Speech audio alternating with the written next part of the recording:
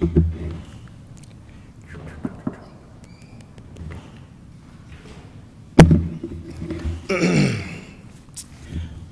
evening, Scranton City Council, citizens, and interested folks. Could you please state your name, please? My name is Gary St. Fleur.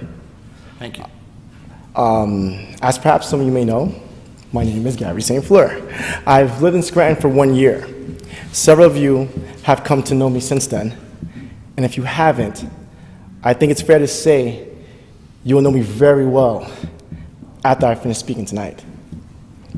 I'm here to speak for Scranton, both for citizens and businesses who have been overworked, overtaxed, and otherwise taken advantage of for far too long. We can joke about it, many have, printing the paper every other week, complain about it with our friends and coworkers daily. But the reality is that Scranton taxes continue to rise while profits and real estate values continue to fall.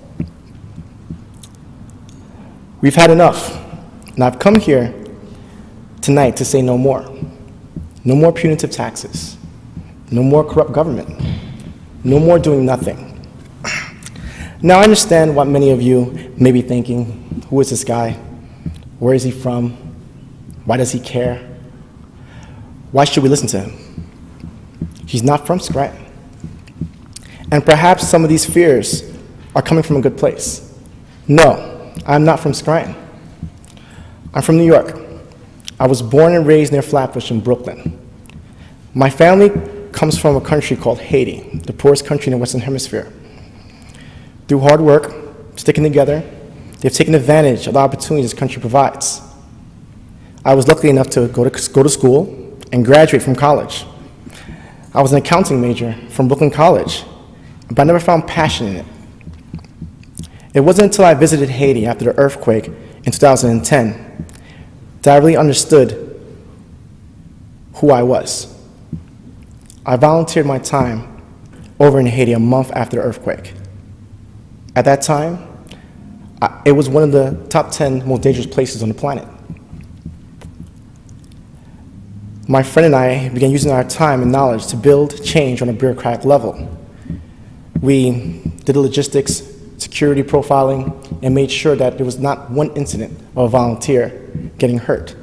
To date, we've facilitated the trips of over 200 volunteers and have done work with Harvard and Yale.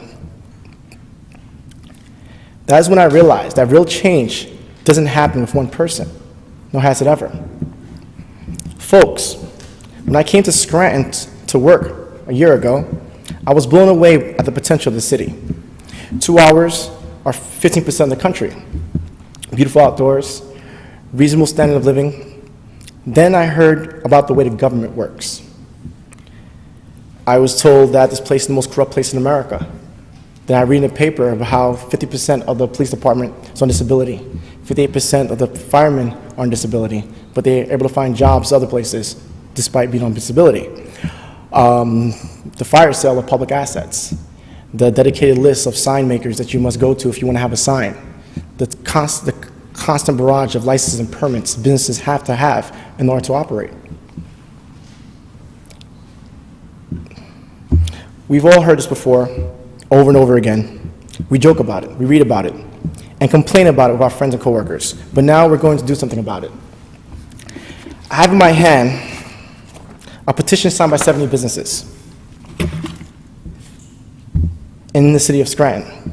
Over 70 individuals are fed up with the taxes levied on their businesses. 70 believe that business privilege tax, the mercantile tax, is unfair, unwarranted, and punitive in nature. 70 individuals refuse to pay it. 70 individuals say no more.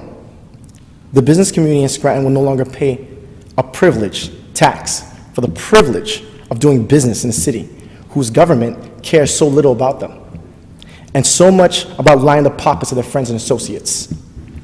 The old way of governing is outdated, corrupt, and worst of all, does little to invest in the future of Scranton. I implore the City Council to lower taxes and make this more attractive to outside investment. Only then will Scranton's real potential be seen.